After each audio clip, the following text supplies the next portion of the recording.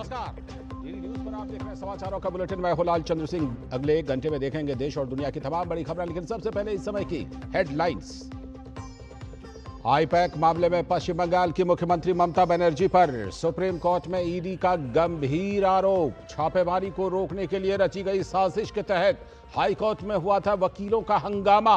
भाजपा ने कहा, अगर मामला सबूतों को नष्ट नहीं करती ममता तो गिरफ्तार हो जाते अभिषेक बनर्जी।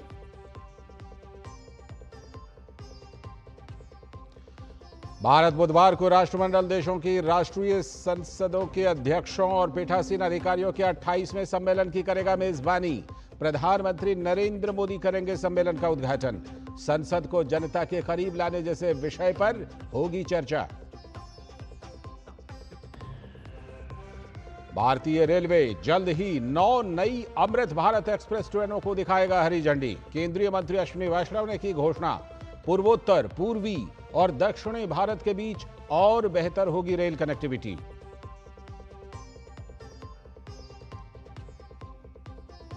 थल सेना प्रमुख जनरल उपेंद्र द्विवेदी की पाकिस्तान को 2 टूक। भारत के खिलाफ हुई हिमाकत तो मिलेगा मुंहतोड़ जवाब। कहा जारी है ऑपरेशन सिंदूर। भविष्य की हर चुनौती के लिए सेना तैयार और तत्पर।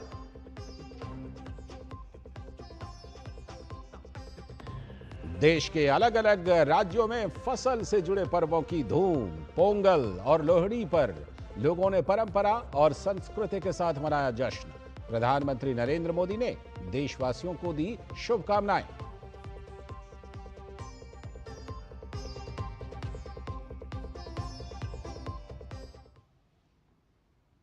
हेडलाइन के बाद खबरें विस्तार से। ईडी ने आईपैक मामले में सुप्रीम कोर्ट में एक गंभीर आरोप लगाते हुए कहा कि ममता बनर्जी और उनकी सरकार ने 2,742 करोड़ रुपए के घोटाले में प्रतीक जैन के घर और दफ्तर पर हुई छापेमारी को रोकने के लिए राजीव कुमार, मनोज वर्मा और प्रियव्रत राय के साथ साजिश रची। ईडी ने सीबीआई जांच की मांग करते हुए कलकत्ता हाईकोर्ट का रुख किया और आरोप लगाया कि ममता सरकार के अधिकारियों ने जानबूझकर छापेमारी में हस्तक्षेप किया। कलकत्ता हाईकोर्ट में शुक्रवार को वकीलों के हंगामे के कारण न्यायमूर्ति शुभ्रा घोष को बिना सुनवाई किए अदालत छोड़नी पड़ी। ईडी ने सुप्रीम कोर्ट में दावा किया कि यह हंगामा तृणमूल समर्थक वकीलों की साजिश थी। ईडी ने व्हाट्सएप स्क्रीनशॉट्स भी पेश किए जिनसे पता चलता है कि कैसे वकीलों को सुनवाई में शामिल होने के लिए योजनाबद्ध तरीके से बुलाया गया था। भाजपा ने ममता बनर्जी पर आरोप लगाते हुए कहा कि अगर वो सबूतों को नष्ट नहीं करते तो अभिषेक बनर्जी गिरफ्तार हो जाते, इसीलिए मुख्यमंत्री ने यह सब किया। ये सारे तथ्यों ईडी का हाथ लग जाता तो अभिषेक बनर्जी को गिरफ्तार होने से कोई नहीं बचा पाता। और अभिषेक बनर्जी और तृणमूल का और मुख्य साथी लोगों को बचाने के लिए चीफ मिनिस्टर को खुद उतारना पड़ा। और चीफ मिनिस्टर खुद उतर के ये सारे जो सबूत है, इस सबूत को उन्होंने ले लिया और इसीलिए उन्होंने ऐसा काम किया। पूरा सरकारी तंत्र का और पुलिस का जितना शक्ति है, सारे शक्ति को प्रयोग करके उन्होंने इसलिए किया, उनका परिवार को रक्षा करने के लिए, उनका भतीजा को रक्षा करने के लिए। मुख्यमंत्री अपने सीएस के लेकर के, डीजी को लेकर के, आला पुलिस अधिकारी को लेकर के किस जगह पे एक सेंट्रल एजेंसी का रेड चल रहा है उससे फाइल छीन सकते हैं। वो भी कोल स्कैम का, हवाला का, वो सब देख लिया हम लोग। आप भी देखा, हम भी देखा, पूरा दुनिया देखा। पश्चिम बंगाल कैसे हमारा यहाँ का खुद लॉ मिनिस्टर चंद्रिमा भट्टाचार्य और इतना सारे वकील को इकट्ठा कर लिया और एसएमएस करके अपने ग्रुप में सबको इकट्ठा किया। वो सब जानते हैं हम लोग। तो सहन लीजिए और 3 महीना ज्यादा दिन नहीं है, विसर्जन निश्चित है। और इस बीच पश्चिम बंगाल में मतदाता सूची को लेकर सामने आए एक दावे को लेकर चुनाव आयोग ने स्थिति स्पष्ट की। मुख्य निर्वाचन अधिकारी पश्चिम बंगाल ने सोशल मीडिया पर जारी बयान में संबंधित दावे को भ्रामक बताया है। सीईओ पश्चिम बंगाल के अनुसार गणना यानी कि इन्यूमरेशन फॉर्म की जांच में यह साफ तौर पर सामने आया है कि लिंकिंग कॉलम खाली छोड़ा गया था। मतदाता स्वपन साधन बोस और उनके परिवार को इसी कारण से निर्वाचन आयोग की अधिसूचना के अनुसार अन्य समान परिस्थितियों वाले मतदाताओं की तरह सुनवाई के लिए बुलाया गया है। बयान में यह भी कहा गया है कि चूंकि मतदाता स्वपन साधन बोस अस्वस्थ हैं, इसीलिए वो चाहें तो अपने निवास स्थान पर ही सुनवाई का विकल्प चुन सकते हैं। चुनाव आयोग ने स्पष्ट किया है कि मतदाता सूची से जुड़ी पूरी प्रक्रिया नियमों और पारदर्शिता के साथ ही की जा रही है और सोशल मीडिया पर फैलाए जा रहे भ्रामक दावों से जनता को चुनाव आयोग ने गुमराह ना होने की जनता से अपील की है। तो पश्चिम बंगाल में एसआईआर को लेकर सियासी तनाव जारी है। कोलकाता, हुगली और बांकुरा में फॉर्म नंबर 7 को लेकर बीजेपी ने मोर्चा खोल दिया है। बीजेपी का आरोप है कि चुनाव आयोग को कोई आपत्ति नहीं है, बावजूद इसके जिला स्तर पर कार्यरत ईआरओ और एईआरओ फॉर्म नंबर 7 नहीं दे रहे हैं। बीजेपी का आरोप है कि ईआरओ और एईआरओ ये काम राज्य की ममता सरकार के इशारे पर कर रहे हैं। आपको बता दें कि फॉर्म नंबर 7 की जरूरत संदिग्ध अवैध मतदाताओं के नाम हटाने की शिकायत दर्ज करने के लिए होती है। उधर बांकुरा में बीजेपी ने यह आरोप भी लगाया है कि फॉर्म नंबर 7 से भरी उनकी एक गाड़ी को तृणमूल कांग्रेस के कार्यकर्ताओं ने जबरन रोक लिया। बीजेपी का कहना है कि तृणमूल अपने वोट बैंक को बचाने के लिए अवैध मतदाताओं को संरक्षण दे रही है और इसीलिए फॉर्म नंबर 7 देने में टाल मटोल की जा रही है। दूसरी तरफ पूर्व वर्धमान के भातर में एक विशेष समुदाय के लोगों ने प्रदर्शन कर विरोध जताया। इनका आरोप है कि उन्हें एसआईआर की सुनवाई के लिए बार बार नोटिस भेजा जा रहा है। और पश्चिम बंगाल में प्रवासी श्रमिकों के लिए एक नया पोर्टल शुरू किया गया है, जिससे दूसरे राज्यों में काम करने वाले श्रमिकों को अपनी सुनवाई के लिए घर वापस आने की आवश्यकता नहीं होगी। अब श्रमिक बिना काम छोड़े इस पोर्टल के माध्यम से अपनी सुनवाई पूरी कर सकेंगे। ये कदम प्रवासी श्रमिकों की समस्याओं को कम करने के लिए उठाया गया है। इस बीच चुनाव आयोग ने एसआईआर प्रक्रिया को समय सीमा के भीतर पूरी करने के लिए सुनवाई केंद्रों की संख्या बढ़ाने की योजना बनाई है। इसके तहत 2000 अतिरिक्त माइक्रो ऑब्जर्वर्स तैनात किए जाएंगे। राज्य मुख्य निर्वाचन अधिकारी मनोज कुमार अग्रवाल ने सोमवार को इस प्रक्रिया की प्रगति पर महत्वपूर्ण डेटा साझा किया। उन्होंने बताया कि अब तक कुल 70 लाख नोटिस जनरेट किए जा चुके हैं। कुल 94 लाख तार्किक विसंगतियां वाले मतदाताओं में से 38 लाख के लिए नोटिस जारी किए गए हैं। इनमें से 2 लाख मतदाताओं को नोटिस मिल चुके हैं।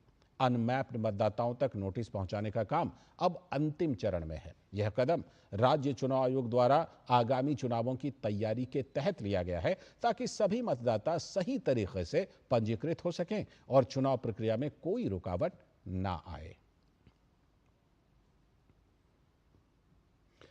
अगली खबर भी पश्चिम बंगाल से ही, हालांकि चुनाव से जुड़ी खबर नहीं है, राजनीति से जुड़ी खबर नहीं है। निपाह वायरस के संक्रमण के मामलों के बाद 120 लोगों को एहतियात के तौर पर क्वारंटीन कर दिया गया है।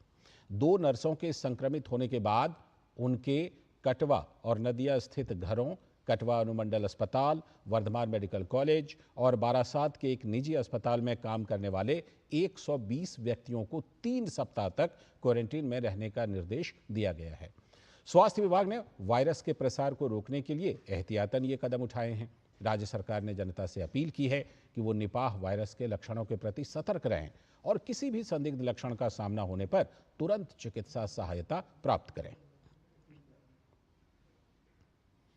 अब खबर कर्नाटक से, जहां मुख्यमंत्री सिद्धारमैया और उप मुख्यमंत्री डीके शिवकुमार की ओर से मैसूरू एयरपोर्ट पर लोकसभा के नेता प्रतिपक्ष राहुल गांधी का स्वागत करने को लेकर भाजपा ने तीखा हमला बोला। विवाद की मुख्य वजह उसी समय बेंगलुरु में मौजूद जर्मन चांसलर फ्रेडरिक मर्ज की आधिकारिक यात्रा है। इस घटनाक्रम पर कर्नाटक में विपक्ष के नेता ने तीखा हमला बोला। भाजपा नेताओं ने आरोप लगाया कि जिस दिन जर्मनी के संघीय चांसलर कर्नाटक पहुंचे, उसी दिन मुख्यमंत्री और उप मुख्यमंत्री का मैसूरू में राहुल गांधी के स्वागत के लिए मौजूद रहना गलत प्राथमिकताओं को दर्शाता है। भाजपा नेता आर अशोक ने सोशल मीडिया प्लेटफॉर्म एक्स पर लिखा कि जर्मन चांसलर का कर्नाटक दौरा राज्य के लिए कूटनीतिक, आर्थिक और रणनीतिक दृष्टि से बेहद अहम था। उनके अनुसार ऐसे मौके पर मुख्यमंत्री को खुद बेंगलुरु में मौजूद रहकर इस यात्रा को निवेश, उद्योग, रोजगार और दीर्घकालिक विकास के लिहाज से भुनाना चाहिए था।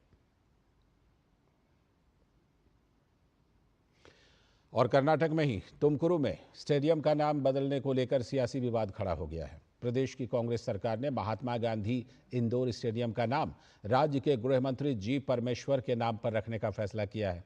तो बीजेपी ने कांग्रेस के इस फैसले पर तंज कसते हुए कहा कि कांग्रेस महात्मा गांधी का नाम मिटा रही है। बीजेपी ने मांग की है कि परमेश्वर का नाम हटाकर फिर से गांधी जी का ही नाम रखा जाए। At one side, Rahul Gandhi as well as Siddaramaiah, they are claiming that we are doing injustice to Mahatma Gandhi when Narendra Modi ji is doing has brought in changes in Viksit Bharat Ji Ram ji. At the same time, I don't know who gave advice to this Parmeshwar changing name at this juncture. I think even Congress people are questioning this. अगली बड़ी खबर, राष्ट्रमंडल स्पीकरों और पीठासीन अधिकारियों के 28वें सम्मेलन का आयोजन कल से नई दिल्ली में शुरू हो रहा है, जो 16 जनवरी तक चलेगा। इसमें विभिन्न देशों के पीठासीन अधिकारी हिस्सा लेंगे। सम्मेलन का मुख्य मकसद पीठासीन अधिकारियों की निष्पक्षता और उनकी भूमिका पर चर्चा करना है, जो 1969 में इसके गठन के समय से ही केंद्र में रहा है। सम्मेलन का उद्घाटन प्रधानमंत्री नरेंद्र मोदी करेंगे, जो लोकतांत्रिक संस्थाओं को मजबूत करने और वैश्विक संसदीय सहयोग में भारत के नेतृत्व को रेखांकित करता है। इस बार पीठासीन अधिकारियों के सम्मेलन में कई नए विषय, जैसे कि संसद को जनता के करीब लाने और इससे जोड़े रखने पर केंद्रित होगा। ये 3 दिवसीय अंतर्राष्ट्रीय सम्मेलन 60 से भी अधिक राष्ट्रमंडल देशों के वक्ताओं और अध्यक्षों को एक साथ लाएगा, जिससे संसदीय संवाद और सहयोग मजबूत होगा।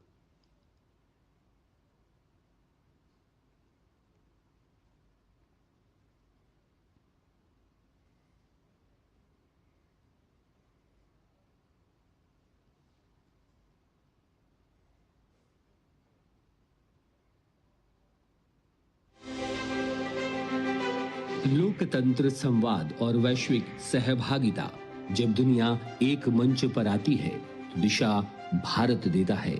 कॉमनवेल्थ के 53 देशों के स्पीकर्स और प्रिजाइडिंग ऑफिसर्स एक साथ नई दिल्ली में 14, 15 और 16 जनवरी को भारत की संसद के लिए गौरव का क्षण। 28वां conference of speakers and presiding officers of Commonwealth. इस ऐतिहासिक सम्मेलन की अध्यक्षता कर रहे हैं लोकसभा अध्यक्ष ओम बिरला और उद्घाटन करेंगे भारत के प्रधानमंत्री नरेंद्र मोदी। आर्टिफिशियल इंटेलिजेंस और संसद, सोशल मीडिया का प्रभाव, जन भागीदारी को नई ऊंचाई और सांसदों की सुरक्षा व कल्याण। लोकतंत्र के अहम मुद्दे पर गहन मंथन। भारत सिर्फ आयोजक नहीं, लोकतंत्र की किरण, दुनिया को दिशा दिखाता हुआ भारत। संवाद के साथ संस्कृति, विचारों के साथ विरासत, भारत की विविधता, भारत की पहचान। सम्मेलन के बाद राजस्थान की शान, जयपुर की विरासत। 28वां CSPOC, जहां संसदें जुड़ती हैं, लोकतंत्र मजबूत होता है और भारत दुनिया के लिए एक उजली किरण बनकर उभरता है।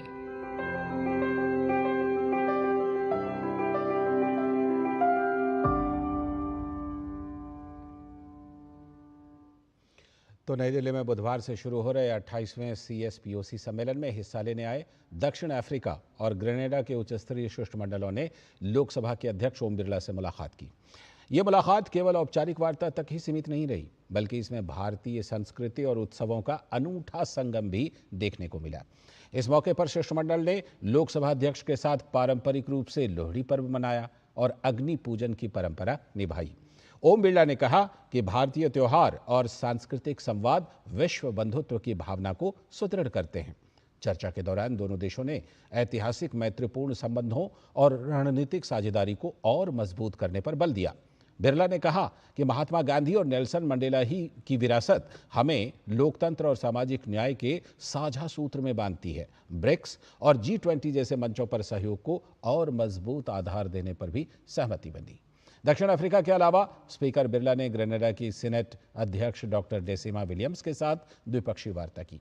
डॉक्टर विलियम्स ने प्रधानमंत्री नरेंद्र मोदी के तीसरे कार्यकाल के लिए शुभकामनाएं दी। ओम बिरला ने भारत के लोकतंत्र के विशालता का जिक्र करते हुए बताया कि आम चुनावों में 90 करोड़ मतदाताओं की भागीदारी हमारे सशक्त लोकतंत्र का जीवंत उदाहरण है। बातचीत के दौरान डॉक्टर विलियम्स ने क्रिकेट का भी जिक्र किया। उन्होंने कहा कि भारत और कैरेबियाई देशों के बीच क्रिकेट एक मजबूत कड़ी है। सुनील गावस्कर, विराट कोहली और जसप्रीत बुमराह आज भी कैरेबियन युवाओं के आदर्श खिलाड़ी हैं।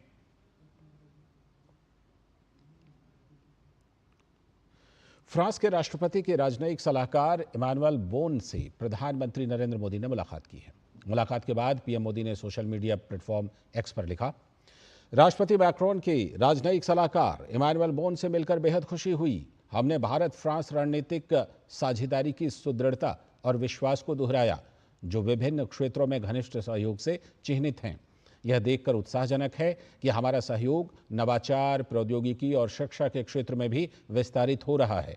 विशेष रूप से भारत फ्रांस नवाचार वर्ष के अवसर पर हमने प्रमुख क्षेत्रीय और वैश्विक मुद्दों पर भी अपने विचार साझा किए। हम शीघ्र ही राष्ट्रपति मैक्रोन का भारत में स्वागत करने के लिए उत्सुक हैं। और विदेश मंत्री एस जयशंकर ने भी फ्रांसीसी राष्ट्रपति इमानुएल मैक्रोन के राजनयिक सलाहकार से मुलाकात की। इससे पहले उन्होंने फ्रांस के राजदूतों के सम्मेलन को संबोधित भी किया था। विदेश मंत्री एस जयशंकर ने सोशल मीडिया प्लेटफॉर्म एक्स पर लिखा, फ्रांस के राष्ट्रपति के राजनयिक सलाहकार राजदूत इमानुएल बोन से मिलकर बेहद खुशी हुई। भारत फ्रांस रणनीतिक साझेदारी को और मजबूत करने पर विचारों का आदान प्रदान हुआ। साथ ही पेरिस की मेरी हालिया यात्रा और दिल्ली में उनके कार्यक्रमों से मिली महत्वपूर्ण जानकारियों पर भी चर्चा हुई।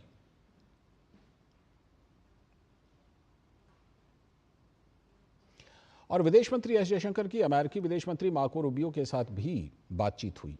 विदेश मंत्री एस जयशंकर ने सोशल मीडिया प्लेटफॉर्म एक्स पर इस बारे में जानकारी देते हुए लिखा, मार्को रूबियो के साथ एक अच्छी बातचीत हुई। इस बातचीत में व्यापार, महत्वपूर्ण खनिजों, परमाणु सहयोग, रक्षा और ऊर्जा पर चर्चा हुई। इसके अलावा अन्य मुद्दों पर भी लगातार संपर्क में बने रहने पर सहमति बनी है। अगली खबर, केंद्रीय गृह मंत्री अमित शाह गुजरात के दौरे पर हैं, जहां उन्होंने 267 करोड़ रुपए की विकास परियोजनाओं की शुरुआत की। अमित शाह ने गांधीनगर में बायोटेक्नोलॉजी रिसर्च सेंटर की फैसिलिटी का शिलान्यास किया तो सोमनाथ स्वाभिमान पर्व को भारत के स्वाभिमान का पर्व बताया। गृह मंत्री ने अहमदाबाद को स्पोर्ट्स सिटी के रूप में विकसित करने की बात कही और राष्ट्रमंडल खेलों के लिए तैयारी से लेकर ओलंपिक की मेजबानी को लेकर हो रहे कार्यों को गिनाया। केंद्रीय गृह एवं सहकारिता मंत्री अमित शाह गुजरात के दौरे पर हैं, जहां मंगलवार को उन्होंने मानसा में 267 करोड़ रुपए की विभिन्न परियोजनाओं का उद्घाटन और शिलान्यास किया। इसके साथ ही गृह मंत्री अमित शाह ने गांधीनगर के बायोटेक्नोलॉजी रिसर्च सेंटर की फैसिलिटी का शिलान्यास किया। इस लैब में खतरनाक वायरस पर रिसर्च की जाएगी। BSL-4 बायो कंटेनमेंट फैसिलिटी के शिलान्यास के दौरान उन्होंने कहा कि मोदी सरकार का फोकस इंसान और पशु सभी की सुरक्षा सुनिश्चित करने पर है। गृह मंत्री ने कहा कि सरकार ने वन हेल्थ मिशन से देश के लोगों की सुरक्षा सुनिश्चित की है। ये भारत की दूसरी उच्च स्तरीय लैब होगी और इस क्षेत्र में काम करने वाले भारत के युवाओं ने साबित कर दिखाया है कि हमारा युवा जॉब सीकर नहीं है, जॉब क्रिएटर है। भारत सरकार ने वन हेल्थ मिशन से मानव और पशु दोनों की सुरक्षा सुनिश्चित करने का कार्यक्रम हाथ में लिया है। इस अवसर पर गृह मंत्री अमित शाह ने सोमनाथ स्वाभिमान पर्व का जिक्र किया। उन्होंने बार बार किए गए विनाश के प्रयासों के बावजूद सोमनाथ मंदिर के पुनर्निर्माण का उदाहरण देते हुए कहा कि भारत के सनातन धर्म, संस्कृति और लोगों की आस्था को मिटाना आसान नहीं है। उन्होंने कहा कि मंदिर पर हमला करने वाले लोग अंततः मिट गए, लेकिन मंदिर आज भी उसी स्थान पर गर्व से खड़ा है। ये चिर पुरातन शिवालय जिसको 16 बार तोड़ा गया, हर बार नया बना, तोड़ने वाले कोई दुनिया के नक्शे पर उपलब्ध नहीं है, इनका नामो निशान नहीं है। वो शिवालय आज भी गगनचुंबी ध्वजा लेकर खड़ा। गृह मंत्री अमित शाह ने कहा कि गुजरात सरकार अहमदाबाद को स्पोर्ट्स हब सिटी के रूप में विकसित कर रही है, जो पूरे विश्व का ध्यान आकर्षित करेगी। उन्होंने कहा कि वर्ष 2030 में राष्ट्रमंडल खेल में भाग लेने के लिए कई देशों के खिलाड़ी अहमदाबाद आएंगे और 2036 ओलंपिक खेलों की मेजबानी के अधिकार हासिल करने के लिए भी प्रयास किए जा रहे हैं। केंद्रीय गृह मंत्री ने अहमदाबाद के साणंद में pharmaceutical academy for global excellence का शिलान्यास करने के अलावा आनंद जिले में Charotar university of science and technology के 15वें दीक्षांत समारोह में युवाओं का मार्गदर्शन भी किया। Bureau report, DD news. और गृह राज्य मंत्री नित्यानंद राय ने गुजरात के कच्छ जिले में स्थित यूनेस्को विश्व धरोहर स्थल धोलावीरा और वहां बने संग्रहालय का दौरा किया। इस दौरान उन्होंने धोलावीरा स्थल का अवलोकन किया, जो हड़प्पा काल की समृद्ध संस्कृति, उन्नत वास्तुकला और उस समय की जीवन शैली की गहन जानकारी प्रदान करता है। ये जानकारी भारतीय पुरातत्व सर्वेक्षण यानी ASI संस्कृति मंत्रालय ने अपने सोशल मीडिया के जरिए दी है। अगली खबर, राजधानी नई दिल्ली में मंगलवार को national institute of technology, science education and research यानी NITSER काउंसिल की 13वीं बैठक आयोजित की गई। इस बैठक की अध्यक्षता केंद्रीय शिक्षा मंत्री धर्मेंद्र प्रधान ने की। बैठक के बाद केंद्रीय मंत्री धर्मेंद्र प्रधान ने कहा कि NITs उभरती हुई टेक्नोलॉजी के आधार पर अपने कोर्स को फिर से व्यवस्थित करेंगे। साथ ही PhD अब सिर्फ पेपर पब्लिकेशन और साइटेशन पर आधारित उपलब्धि नहीं होगी, बल्कि प्रोडक्ट आधारित PhD पर जोर दिया जाएगा, जो असल दुनिया की समस्याओं का समाधान करे। इन सब को करते हुए मातृभाषा को भी महत्व दिया जाएगा। ज्ञान आधारित अर्थनीति बनने की तैयारी कर चुकी है। विकसित भारत हमारी लक्ष्य है। प्रधानमंत्री जी के आह्वान के कारण ये भी जन आंदोलन में परिवर्तित हो चुका है। देश की नई पीढ़ी को, विशेष करके मेधावी विद्यार्थियों को विकसित भारत की एम्बेसडर बनाने के लिए, पार्टिसिपेंट बनाने के लिए कारगर उपाय सब हम बनाना। NIT अपने कोर्स को इमर्जिंग टेक्नोलॉजी के आधार पर रीअलाइन करेगा। PhD अब केवल पेपर पब्लिकेशन के लिए, साइटेशन के लिए एक उपलब्धि नहीं रहेगी। प्रॉब्लम के आधार पे प्रोडक्ट PhD को जोर दिया जाएगा।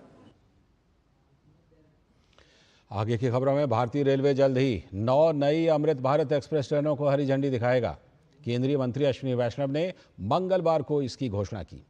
केंद्रीय मंत्री ने सोशल मीडिया प्लेटफॉर्म X पर ट्रेनों के रूट्स के बारे में विस्तार से जानकारी साझा की है। ये ट्रेनें मुख्य रूप से नॉन AC स्लीपर और जनरल कोच सेवाएं होंगी, जो पूर्वोत्तर, पूर्वी और दक्षिणी भारत के बीच बेहतर कनेक्टिविटी प्रदान करेंगी। ये ट्रेनें विशेष रूप से पूर्वोत्तर और पूर्वी भारत को दक्षिण, पश्चिम और उत्तर भारत से जोड़ने में मदद करेंगी, जिससे व्यापार, पर्यटन और रोजमर्रा की यात्रा आसान होगी। भारत सरकार के प्रधान वैज्ञानिक सलाहकार प्रोफेसर अजय कुमार सूद ने सूचना एवं प्रसारण मंत्रालय और संसदीय कार्य मंत्रालय के राज्य मंत्री डॉक्टर L मुरुगन, MIB के सचिव संजय जाजू, नेटफ्लिक्स और ग्राफिटी स्टूडियो की टीम, नवप्रवर्तकों और छात्रों के साथ नई दिल्ली में इंस्पायरिंग इनोवेटर्स, नए भारत की नई पहचान नामक कौशल विकास पहल के समापन समारोह में भाग लिया। यह पहल Netflix fund for creative equity के सहयोग से विकसित की गई है। ये पहल किस्सागोई और व्यवहारिक कौशल विकास के माध्यम से सामाजिक रूप से प्रासंगिक नवाचार को बढ़ावा देने के लिए भारत के नवाचार और रचनात्मकता के अनुकूल परिवेश को एक साथ लाती है। देखिए रिपोर्ट। मीडिया और मनोरंजन जगत में अब डिजिटल का महत्व काफी बढ़ गया है। हमारे देश के कंटेंट क्रिएटर्स के पास भारत की समृद्ध परंपरा को दुनिया के सामने रखने का बड़ा मौका है। कंटेंट क्रिएटिविटी और संस्कृति भारत की अर्थव्यवस्था के प्रमुख स्तंभ के रूप में उभर रहे हैं। इंस्पायरिंग इनोवेटर्स जैसी पहल बताती है कि रचनात्मकता को समाज सेवा में किस तरह इस्तेमाल किया जा सकता है। डिजिटल दुनिया में आप कहीं भी कभी भी कंटेंट बना सकते हैं, बस जरूरत है तो नए विचारों की और कहानियों की। Indian creative economy is supposed to play a significant larger role in the country's GDP in the coming years. Our Honorable Prime Minister mentioned that quote, this is the right time to create in India and create for the world. So our Honorable Prime Minister's vision that Viksit Bharat, we are marching towards the Viksit Bharat 2047. Digital दुनिया में हम नित नए नवाचार को देख रहे हैं। ये युग रचनाकारों और कहानी सुनने सुनाने का है। जैसे जैसे हम AI प्रेरित कथाओं से आकार ले रहे एक नए युग में प्रवेश कर रहे हैं, नई तकनीकों को अपनाना जरूरी हो जाता है। इंस्पायरिंग इनोवेटर्स जैसी पहल बताती है कि कहानी कहने की प्रक्रिया कंटेंट निर्माण से आगे बढ़कर कौशल विकास और सशक्तिकरण का मंच बन सकती है। नए भारत की पहचान अब इनोवेशन और क्रिएटिविटी से बन रही है। इनोवेशन के जरिए समस्याओं के समाधान हो रहे हैं जो नए भारत की नई तस्वीर पेश कर रहे हैं। Innovations that are so important not just for the farmers, for the soil health, but at the same time innovations that are important to provide voice to those who have lost it, to provide vision to those who have lost it. And I'm pretty sure that our storytellers, our content creators will take such many stories and take it to various platforms. Recently, our Honorable Minister has launched Content Creators Corner on Doordarshan News. It's a half-an-hour program that we are running every day, where stories coming in from our content creators are being provided a national platform, an alternative platform. Inspiring innovators नए भारत की नई पहचान कार्यक्रम के समापन मौके पर भारत सरकार के प्रधान वैज्ञानिक सलाहकार अजय सूद भी मौजूद रहे। ये पहल उन 8 भारतीय स्टार्टअप्स के योगदान को प्रदर्शित करती है जिन्हें सामाजिक प्रभाव वाले नवाचार को आगे बढ़ाने के उनके कार्य के लिए भारत सरकार के प्रधान वैज्ञानिक सलाहकार के कार्यालय द्वारा चिन्हित किया गया है। ऑफिस ऑफ पीएसए में हमारी टेक्नोलॉजी एक्सेप्ट हुई थी, जो प्रिंसिपल साइंटिफिक एडवाइज़र की ऑफिस टेक्नोलॉजीज़ में, उसमें उसके हेल्प से उन्होंने हमें मल्टीपल स्टेट्स में हमारे छोटे छोटे बड़े बड़े मैन्युफैक्चरिंग फैसिलिटीज़ डाले गए, जहां से किसानों को बहुत ज़्यादा बेनिफिट मिलना चालू हुआ, उन्होंने बनाना चालू किया। और नेटफ्लिक्स के माध्यम से जो स्टोरी अभी कवर हुई है और ये अभी रिलीज़ होगी, तो इससे जितने बड़े स्केल में किसान संगठन के पास जाएगी, किसानों के पास जाएगी। ये एक इंस्पिरेशन होगी फॉर कमिंग इनोवेटर्स ऑल्सो। जब ये स्टोरीज उन तक पहुंचेंगी तो उनको भी एक प्रेरणा मिलेगी और कहीं ना कहीं जो आज इंडिया में एंटरप्रेन्योरशिप, स्टार्टअप्स, इनोवेशन में पिछले कुछ सालों में जो एकदम तेज़ी आई है, वो कहीं और ज़्यादा तेज़ी से और इंस्पिरेशन और मोटिवेशन मिलेगा। डिजिटल मीडिया का तेजी से विस्तार हो रहा है। अब न सिर्फ नवाचार हो रहे हैं बल्कि विभिन्न क्षेत्रों की समस्याओं के निदान के लिए नए नए क्रिएटर्स सामने आ रहे हैं। जाहिर है डिजिटल माध्यम से भारत के कंटेंट क्रिएटर्स के पास पूरी दुनिया को बताने के लिए बहुत सारी कहानियां तो पहले से ही हैं। शैलेंद्र मिश्र, डीडी न्यूज, दिल्ली। अगली खबर, पीएम केयर्स फंड से जुड़े एक अहम मामले पर दिल्ली हाईकोर्ट में सुनवाई हुई। कोर्ट ने कहा कि भले ही पीएम केयर्स फंड सरकार के द्वारा चलाया जाता है, फिर भी उसकी निजी जानकारी सार्वजनिक नहीं की जा सकती। हाईकोर्ट ने साफ किया कि सूचना के अधिकार कानून की धारा 81J के तहत किसी थर्ड पार्टी की निजी जानकारी को उजागर करने पर रोक है। दरअसल यह मामला पीएम केयर्स फंड को इनकम टैक्स में मिली छूट से जुड़ी जानकारी सार्वजनिक करने की मांग से जुड़ा है। इससे पहले केंद्रीय सूचना आयोग यानी सीआईसी ने जानकारी देने का आदेश दिया था, लेकिन सिंगल जज बेंच ने उस फैसले को रद्द कर दिया था। अब उसी आदेश के खिलाफ दिल्ली हाईकोर्ट की 2 जजों की बेंच सुनवाई कर रही है।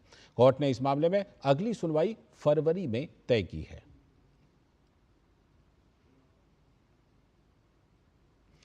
बात रोजगार के नए कानून की। विकसित भारत जी राम जी को जन जन तक पहुंचाने के लिए कई कार्यक्रम आयोजित किए जा रहे हैं। इसी क्रम में लखनऊ में भाजपा शासित नीति एनडीए के तहत इंदिरा गांधी प्रतिष्ठान लखनऊ में एक संगोष्ठी का आयोजन किया गया। इसमें केंद्रीय मंत्री किरेन रिजिजू, प्रदेश के दोनों उप मुख्यमंत्री ब्रजेश पाठक और केशव प्रसाद मौर्य समेत प्रदेश सरकार के तमाम मंत्री और विधायक समेत कार्यकर्ता शामिल हुए। संगोष्ठी के बाद पत्रकारों से बातचीत करते हुए किरेन रिजिजू ने कहा कि आने वाले समय में देश की सबसे अधिक आबादी और गांवों वाले राज्य उत्तर प्रदेश को वीबी जी राम जी योजना का लाभ सबसे ज्यादा मिलेगा। उन्होंने कहा कि इस योजना के लागू होने से ग्रामीण भारत तेज गति से विकास करेगा। सबसे ज्यादा गांव उत्तर प्रदेश में, सबसे ज्यादा आबादी उत्तर प्रदेश में, तो सबसे ज्यादा बदलाव भी उत्तर प्रदेश में ही होने वाले हैं। आपके माध्यम से मैं उत्तर प्रदेश के जनता को अभिनंदन करता हूं, बधाई करता हूं कि इस विकसित भारत जी राम जी के बिल के माध्यम से उत्तर प्रदेश के गांवों का जो परिस्थिति है उसमें बहुत बड़ा क्रांतिकारी बदलाव आने वाले हैं। ग्रामीण भारत सफलता के साथ आगे बढ़ेगा तो 2045 में विकसित भारत बनने से कोई रोक नहीं सकता है। आज की एक और बड़ी खबर, सरकार की पहल के बाद बड़े डिलीवरी एग्रीगेटर्स ने 10 मिनट की डिलीवरी का समय सीमा को हटाने का फैसला किया है।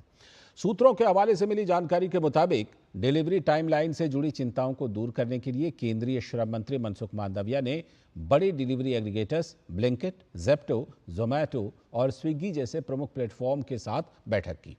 ब्लिंकिट ने इस निर्देश पर कार्रवाई शुरू भी कर दी है और अपनी ब्रांडिंग से 10 मिनट की डिलीवरी का वादा हटा दिया है। सरकार का मानना है कि इस कदम से गिग वर्कर्स हादसों की आशंका से सुरक्षित महसूस करेंगे और उनके लिए काम करने की स्थितियां बेहतर होंगी। और आम आदमी पार्टी के सांसद राघव चड्ढा ने इस फैसले पर केंद्र सरकार की जमकर तारीफ करते हुए कहा कि मैं केंद्र सरकार का समय पर निर्णायक और सहानुभूतिपूर्ण हस्तक्षेप के लिए हार्दिक आभारी हूं। उन्होंने कहा कि मैनेजमेंट ने गिग वर्कर्स की नहीं सुनी, लेकिन केंद्र सरकार ने सुन ली। आज देश के गिग वर्कर्स के लिए एक बहुत बड़ा दिन है। उन सब के लिए गुड न्यूज़ है, और गुड न्यूज़ ये है कि सेंट्रल गवर्नमेंट के हस्तक्षेप के बाद क्विक कॉमर्स कंपनीज जैसे कि ब्लिंकिट एटसेट्रा अब 10 मिनट में डिलीवरी की जो ब्रांडिंग है वो हटाएंगी। आपकी आवाज़ शायद इन कंपनीज की मैनेजमेंट तक तो नहीं पहुंची या उन्होंने अनसुनी कर दी, लेकिन आपकी आवाज़ केंद्र सरकार ने सुनी और उस पर कार्रवाई भी करी। मैं सबसे पहले सेंट्रल गवर्नमेंट के इस हस्तक्षेप के लिए उन्हें बधाई देता हूं, उनका शुक्रिया अदा करता हूं, और ये उन्हीं के इंटरवेंशन से संभव हो पाया।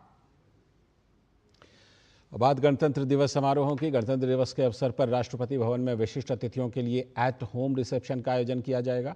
तो इस आयोजन को लेकर डाक विभाग द्वारा निमंत्रण पत्रों का वितरण किया जा रहा है। दिल्ली में एम्स के प्रोफेसर डॉक्टर गोविंद के मखारिया को एट होम रिसेप्शन का निमंत्रण पत्र दिया गया है। तो निमंत्रण मिलने पर डॉक्टर गोविंद ने खुशी जाहिर की।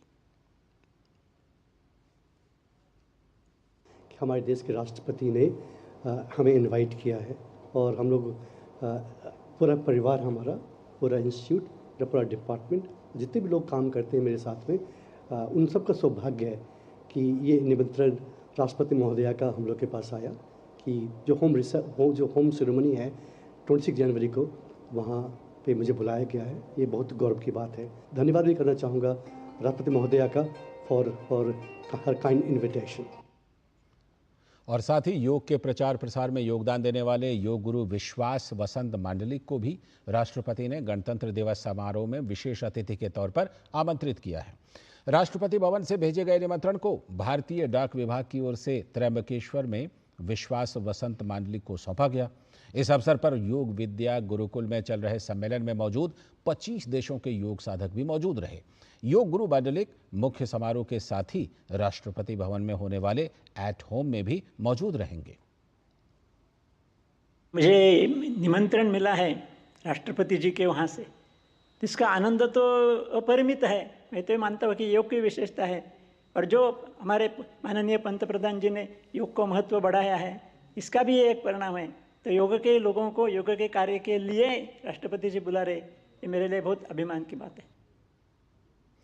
साथ ही मुंबई की एनएसएस स्वयंसेविका इराम शेख को भी राष्ट्रपति की ओर से एट होम रिसेप्शन में शामिल होने के लिए निमंत्रण पत्र भेजा गया है। भारतीय डाक विभाग की ओर से इराम शेख को उनके महाविद्यालय में जाकर प्रत्यक्ष रूप से यह निमंत्रण पत्र सौंपा गया। इराम शेख ने एनएसएस के अंतर्गत कई महत्वपूर्ण अभियानों में सक्रिय भागीदारी निभाई है। इराम ने एक पेड़ मां के नाम अभियान के तहत 28,000 से भी अधिक पौधों का वितरण और रोपण किया है। मुंबई महापालिका की पोलियो टीकाकरण मुहिम में स्वयंसेवक के तौर पर भी उन्होंने महत्वपूर्ण योगदान दिया है। स्वच्छ भारत अभियान के तहत विभिन्न स्वच्छता अभियान में भी बढ़ चढ़कर उन्होंने हिस्सा लिया है।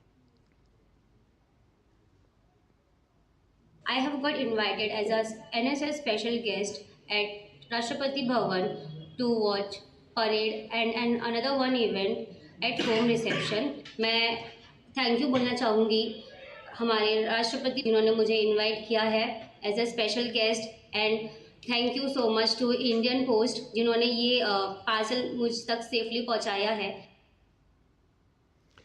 बात कुछ और हस्तियों की करते हैं। डिजास्टर वॉलंटियर के रूप में कार्यरत ओडिशा की झारसुगुडा जिले के बेला पहाड़ की रहने वाली खुशबू जयपुरिया को भी राष्ट्रपति भवन से गणतंत्र दिवस पर एट होम रिसेप्शन में शामिल होने का निमंत्रण मिला है। डाक विभाग के अधिकारियों ने यह आधिकारिक आमंत्रण पत्र उनके घर पर पहुंचाया, जिससे ये दिन खुशबू और उनके परिवार के लिए यादगार बन गया। फिलहाल खुशबू संबलपुर में अपनी पढ़ाई कर रही हैं। आपदा मित्र कार्यक्रम के तहत आपदा प्रबंधन प्रशिक्षण में उनकी सक्रिय भागीदारी और उत्कृष्ट प्रदर्शन के लिए उन्हें विशेष सराहना भी मिली है। बेला पहाड़ से राष्ट्रपति के अतिथि बनने तक का उनका ये सफर उन्हें रोमांचित कर रहा है। मुझे बहुत अच्छा महसूस हो रहा है। इवन मेरे पेरेंट्स मुझ पे बहुत प्राउड फील कर रहे हैं, मेरे जितने भी कलीग्स हैं इवन वो भी प्राउड फील कर रहे हैं। एंड मैं बहुत ही अच्छा फील कर रही हूँ कि बहुत ही बड़ा अपॉर्चुनिटी है ये, ऐसे आसानी से हर किसी को नहीं मिलता। सो ये बहुत ही बड़ा अपॉर्चुनिटी है। It's a great thing for us, जितने भी मेरे टीम मेंबर्स हैं और मेरे लिए। सो बहुत ही अच्छा फील हो रहा है कि वहाँ पे मैम होंगे, वहाँ पे बहुत सारे ऑथोरिटीज़ होंगे, वहाँ से बुलावा आया है।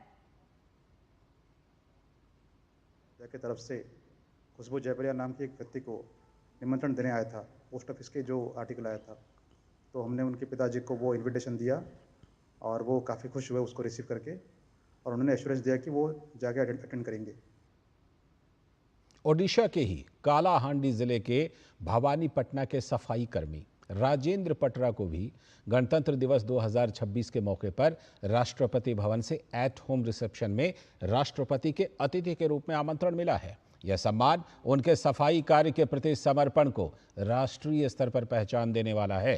राजेंद्र पटरा भवानीपटना के आरका बेहली पद स्थित स्वीपर कॉलोनी के सफाई कर्मी हैं और वे नई दिल्ली में आयोजित गणतंत्र दिवस समारोह में शामिल होंगे।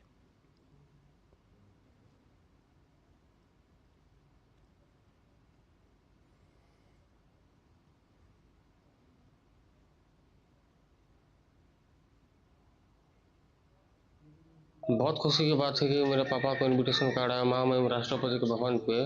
तो मेरे पापा दिल्ली जाएंगे 26 जनवरी को, इसलिए मैं बहुत शुक्रगुजार हूँ। पापा भी बहुत शुक्रगुजार है। कभी सोचा भी नहीं था कि पापा को ऐसा इनविटेशन कार्ड आएगा। Thank you thank you thank you sir. महामहिम राष्ट्रपति का कार्यालय से जो निमंत्रण पत्र आए थे, तो आज हम श्रीयुक्त राजेंद्र पात्र भवानीपटना को पोस्टमैन द्वारा डिलीवरी किया है। ये कलाहांडी जिला के लिए एक गौरव की बात है। श्रीयुक्त पात्र जो मनोनीत हुआ है राष्ट्रपति भवन जाने के लिए, और जो साधारणतंत्र दिवस में देखने के लिए जो मनोनीत हुआ है, ये हमारा जिला के लिए एक गौरव की बात है। सचमुच ये कर्मयोगियों का सम्मान है। और अब अगली खबर। केंद्रीय जल शक्ति मंत्री सीआर पाटिल ने उत्तराखंड की राजधानी देहरादून स्थित भारतीय वन्य जीव संस्थान में गंगा जलीय जीव संरक्षण अनुश्रवण केंद्र व राष्ट्रीय अनुसंधान केंद्र का लोकार्पण किया। उन्होंने गंगा भवन परिसर में स्थापित विभिन्न प्रयोगशालाओं का निरीक्षण किया और जलीय पारिस्थितिकी, इको टॉक्सिकोलॉजी और स्पेशल इकोलॉजी लैब की कार्यप्रणाली की जानकारी ली। इसके साथ ही भारतीय स्किमर संरक्षण परियोजना का भी शुभारंभ किया। कार्यक्रम में जलीय जीवों और मोटे अनाज पर आधारित कई पुस्तकों का विमोचन भी किया गया। केंद्रीय जल शक्ति मंत्री सीआर पाटिल ने कार्यक्रम के दौरान अपने संबोधन में कहा कि गंगा जलीय जीव संरक्षण अनुश्रवण केंद्र व राष्ट्रीय अनुसंधान केंद्र भविष्य में गंगा बेसिन में जैव विविधता संरक्षण के लिए अहम केंद्र के रूप में कार्य करेगा। मैं आज देहरादून का जो विजिट किया और जो हमने यहाँ पर देखा है कि लैब के अंदर आने वाले दिनों में जो हमारी आवश्यकता है कि हमारे देश में पोल्यूशन पानी में, मिट्टी में, जानवर में किस तरह का है, और उसका उपाय भी यहाँ से ही हमें मिलेगा। मुझे लगता है ये जो डेवलप हो रहा है वो आने वाले दिनों में हमारे लिए बहुत बड़ा, और सिर्फ देश के लिए नहीं, साउथ पूरा एशिया में इसके ऊपर काम हो रहा है। ये भी अपने आप में बड़ी बात है। बहुत ही अच्छा लैब बना है और पूरा अद्यतन लैब यहाँ निर्माण हुआ है। अब बात प्रगति की। प्रधानमंत्री नरेंद्र मोदी ने सत्ता में आने के बाद लंबित परियोजनाओं के काम में तेजी लाने और उन्हें जल्द से जल्द पूरा करने के लिए प्रगति नाम से एक पहल की शुरुआत की। इसका मकसद था प्रोजेक्ट्स में देरी की वजहों का पता लगाकर उसका समाधान निकालना। इस पहल की 50 बैठकें हो चुकी हैं। और 85 लाख करोड़ रुपए की 3,300 से भी ज्यादा परियोजनाओं को जल्द पूरा किया गया है। प्रगति की यह पहल कैसे कमाल कर रही है, इसी पर हम एक सीरीज अब चला रहे हैं जिसका नाम है प्रगति एट 50, विकास को गति।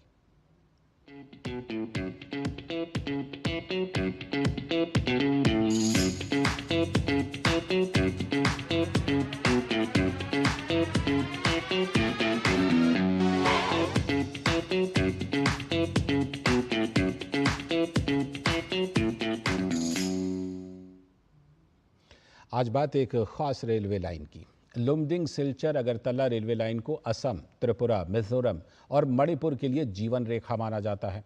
इन परियोजनाओं को मंजूरी तो बहुत पहले मिल गई थी, लेकिन प्रधानमंत्री नरेंद्र मोदी के नेतृत्व में प्रगति प्लेटफॉर्म की वजह से आज इन इलाकों में यात्री ट्रेन और मालगाड़ी दौड़ रही है। साल 2017 में असम के लोगों का लगभग 2 दशकों का लंबा इंतजार खत्म हुआ और पूर्वोत्तर के विकास को गति मिली। पिछले 1 दशक में पूर्वोत्तर ने अपने रेलवे मानचित्र में अभूतपूर्व बदलाव देखा है। लंबे समय से लंबित परियोजनाएं महज सर्वेक्षण दस्तावेजों से बाहर निकलकर हकीकत में तब्दील हो गई हैं। पूर्वोत्तर राज्यों की सभी राजधानियों को रेल संपर्क से जोड़ने के लिए रेलवे तेजी से काम कर रहा है। Lumding Silchar broad gauge railway line दक्षिणी असम को जोड़ने वाला महत्वपूर्ण रेल कॉरिडोर है, जो त्रिपुरा, मणिपुर और मिजोरम जैसे पर्वतीय राज्यों को न सिर्फ जोड़ता है, बल्कि खाद्यान्न, उर्वरक, पेट्रोलियम उत्पाद, निर्माण सामग्री और अन्य आवश्यक वस्तुओं की आवाजाही सुनिश्चित करता है। कुल 434 किलोमीटर की ये परियोजना अष्टलक्ष्मी राज्यों के लिए राष्ट्रीय विकास दृष्टि के अनुरूप पूर्वोत्तर क्षेत्र में रेल संपर्क को सुदृढ़ करने की दिशा में एक महत्वपूर्ण कदम है। इस परियोजना को 1996-97 में ही मंजूरी मिल गई थी, लेकिन अलग अलग वजहों से काम शुरू नहीं हो पाया। इसके रणनीतिक और सामाजिक आर्थिक महत्व को देखते हुए वर्ष 2004 में इसे राष्ट्रीय परियोजना घोषित किया गया। अहम परियोजना होने के बावजूद शुरू में सीमित वित्तीय उपलब्धता, दुर्गम भूभाग, प्रतिकूल मौसम, सड़क संपर्क की कमी और 2006-2009 के दौरान उग्रवाद जैसी गंभीर चुनौतियों की वजह से परियोजना अटकी रही।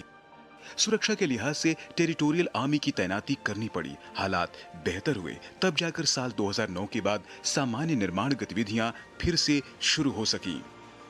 25 मार्च 2015 में प्रधानमंत्री नरेंद्र मोदी ने प्रगति यानी proactive governance and timely implementation मंच पर इस परियोजना की समीक्षा की। कई बार कैबिनेट और सचिव स्तर की बैठकें हुई। इसके बाद परियोजना ने रफ्तार पकड़ी और 24 घंटे तेजी से काम हुआ। परिणाम स्वरूप 27 मार्च 2015 में तत्कालीन रेल मंत्री सुरेश प्रभाकर प्रभु ने पहली ब्रॉडगेज मालगाड़ी को हरी झंडी दिखाई। इसके पहले फेज का लुमडिंग सिलचर खंड 31 मार्च को यातायात के लिए खोल दिया गया। दूसरे फेज में बदरपुर कुमारघाट, बराईग्राम, दुल्ल बछेड़ा तथा सिलचर जिरीबाम खंड को पूरा किया गया और 1 मार्च 2017 को पूरे कॉरिडोर का कमीशनिंग किया गया। दूसरे चरण के पूरे होने के साथ ही बराक घाटी आसपास के पूर्वोत्तर राज्यों का राष्ट्रीय रेल नेटवर्क से जुड़ गया। लमडिंग सिलचर बदरपुर अगरतला लाइन जो पूरा किया गया, उसमें काम करने की काफ़ी सारी चुनौतियाँ आई थी।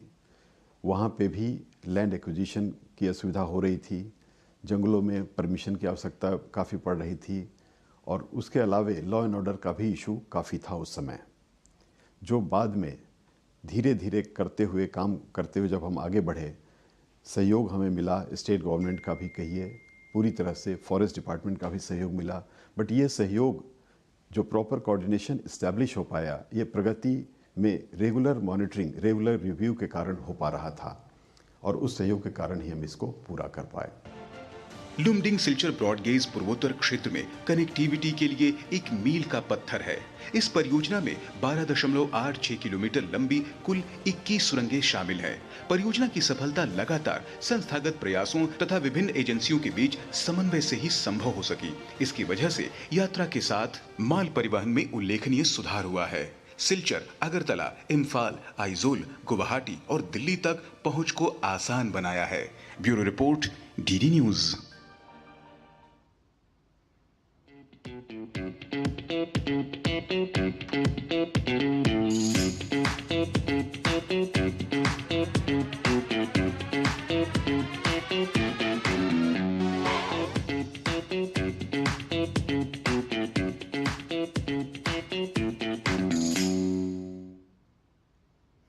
अगली खबर, दिल्ली पुलिस ने उत्तर भारत में सक्रिय गैंग्स पर शिकंजा कसते हुए गैंगस्टरों के खिलाफ बड़ी और निर्णायक कार्रवाई की है।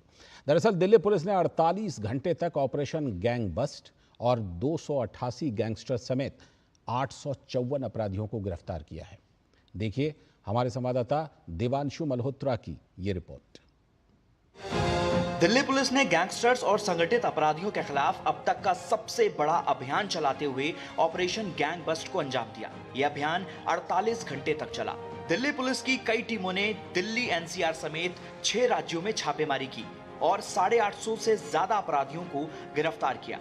दिल्ली पुलिस ने साल 2026 का पहला और सबसे बड़ा ऑपरेशन को अंजाम दिया, जिसमें दिल्ली पुलिस के 9000 से ज्यादा पुलिसकर्मियों ने 6 राज्यों में छापेमारी की और 11 प्रमुख गैंग से जुड़े 288 गैंगस्टर्स को गिरफ्तार किया। दिल्ली पुलिस की एक बड़ी मुहिम में 4299 ठिकानों पर छापेमारी की गई, जिसमें 280 गैंगस्टर समेत 854 अपराधियों को गिरफ्तार किया गया। 48 घंटे तक दिल्ली पुलिस ने ये छापेमारी की। दिल्ली पुलिस ने जिन राज्यों में छापेमारी की वो हैं दिल्ली, हरियाणा, राजस्थान, पंजाब, हिमाचल। इस पूरे ऑपरेशन के दौरान 6500 से ज्यादा लोगों से पूछताछ हुई। इस पूरे ऑपरेशन के दौरान दिल्ली पुलिस ने 300 से ज्यादा आधुनिक हथियार, 130 जिंदा कारतूस और करीब 25 लाख कैश बरामद किया। जब दिल्ली पुलिस ने शुक्रवार शाम 8 बजे इस ऑपरेशन को लॉन्च किया तो पुलिस की इस कार्रवाई से अपराध की दुनिया में हड़कंप मच गया। इस ऑपरेशन में दिल्ली पुलिस के करीब 9000 पुलिसकर्मी शामिल रहे। इस ऑपरेशन की खासियत ये थी कि ये फ्राइडे रात में 8 बजे से लेके संडे रात को 8 बजे तक चला था।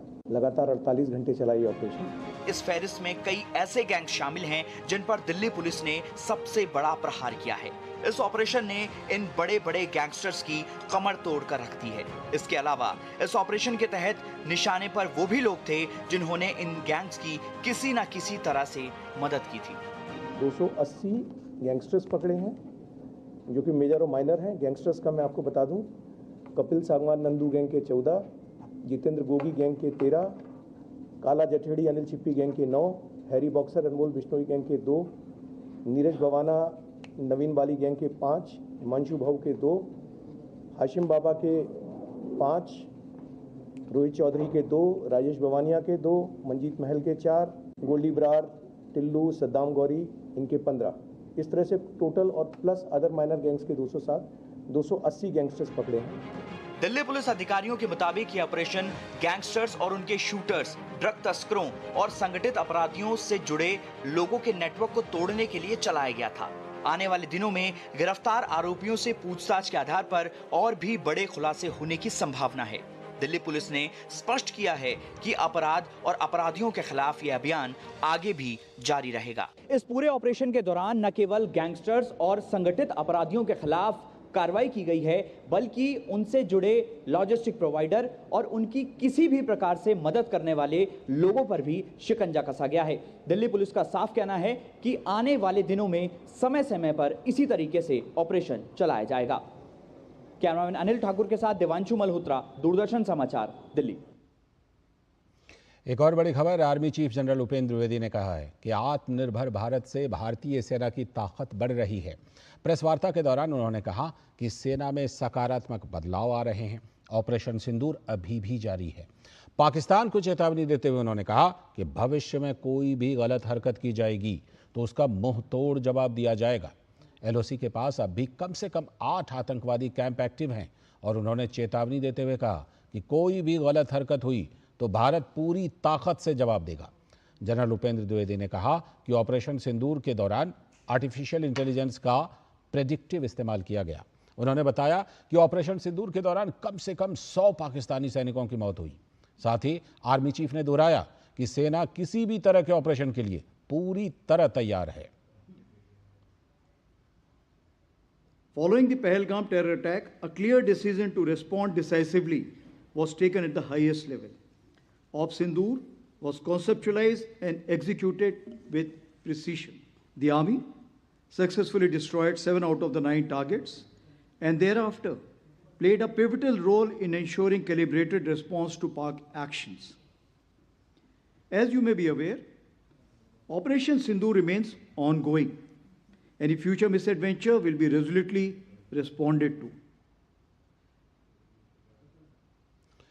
बात बांग्लादेश में, जहां हिंदुओं सहित अल्पसंख्यकों पर अत्याचार की घटनाएं बढ़ती ही जा रही हैं। बीते कुछ दिनों में कई हिंदुओं की हत्याओं के बाद बांग्लादेश की यूनुस सरकार फिर से सवालों के घेरे में है। बीते साल से बांग्लादेश के हालात खराब हैं और हिंसा, अशांति का माहौल लगातार गहराता जा रहा है। भारत सरकार ने बांग्लादेश की अंतरिम सरकार से अल्पसंख्यकों की सुरक्षा सुनिश्चित करने की अपील की है, तो भारत के लोगों में भी वहां पर अल्पसंख्यकों पर हो रहे अत्याचार को लेकर रोष बना हुआ है। बांग्लादेश में हिंदुओं के खिलाफ हिंसा और अत्याचार के मामले रुकने का नाम नहीं ले रहे हैं। यहां अल्पसंख्यकों पर हमले की एक के बाद एक घटनाएं सामने आ रही हैं।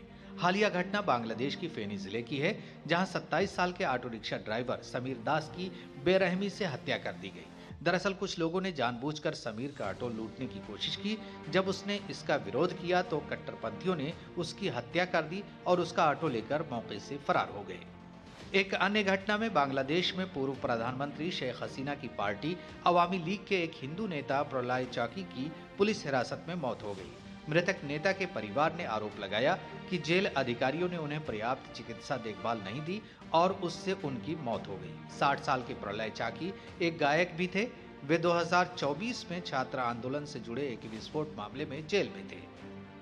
बांग्लादेश में अल्पसंख्यक हिंदुओं पर हमले की बढ़ती घटनाओं पर जहां भारत सरकार ने बांग्लादेश की अंतरिम सरकार से अल्पसंख्यकों की सुरक्षा सुनिश्चित करने की अपील की है, वहीं देश भर में आक्रोश का माहौल है। बांग्लादेश के हालात निश्चित रूप से चिंताजनक है और भारत सरकार ने सारे मामले का संज्ञान लिया हुआ है और जो भी आवश्यक कदम उठाने हैं सरकार सारे कदम उठा रही है। बांग्लादेश आतंकियों का इस समय सबसे बड़ा केंद्र बना हुआ है।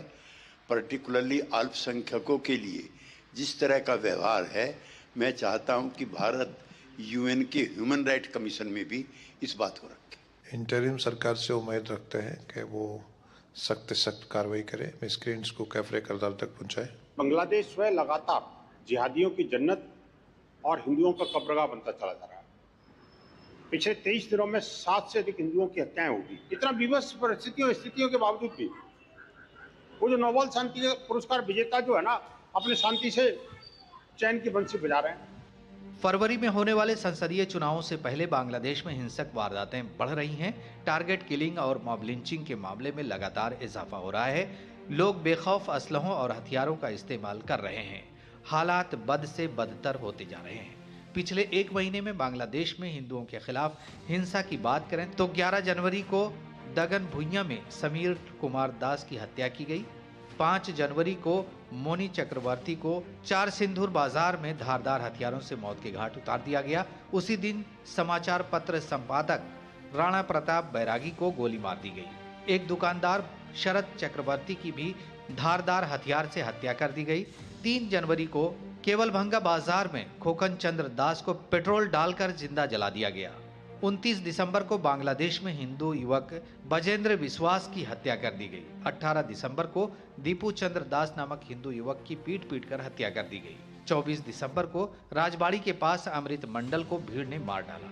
18 दिसंबर को दीपू चंद्र दास की भीड़ ने लिंचिंग की और शव को पेड़ पर लटका दिया।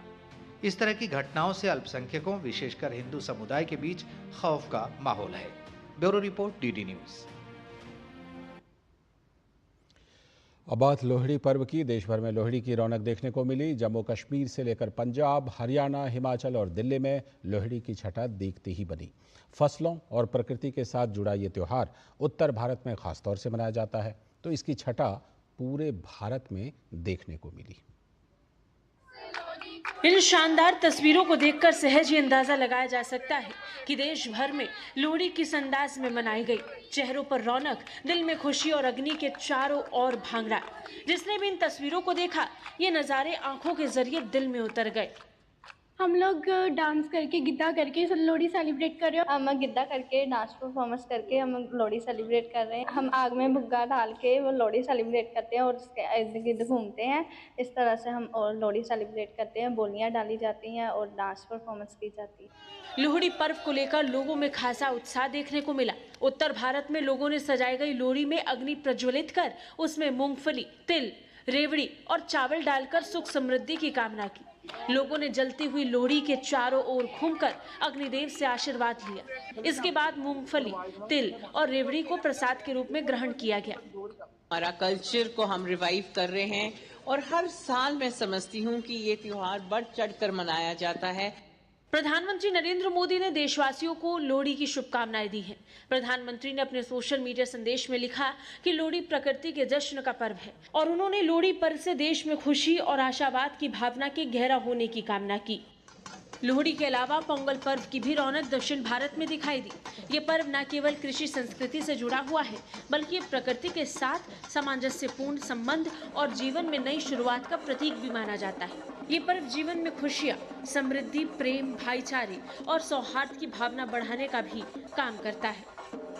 Bureau report, DD news.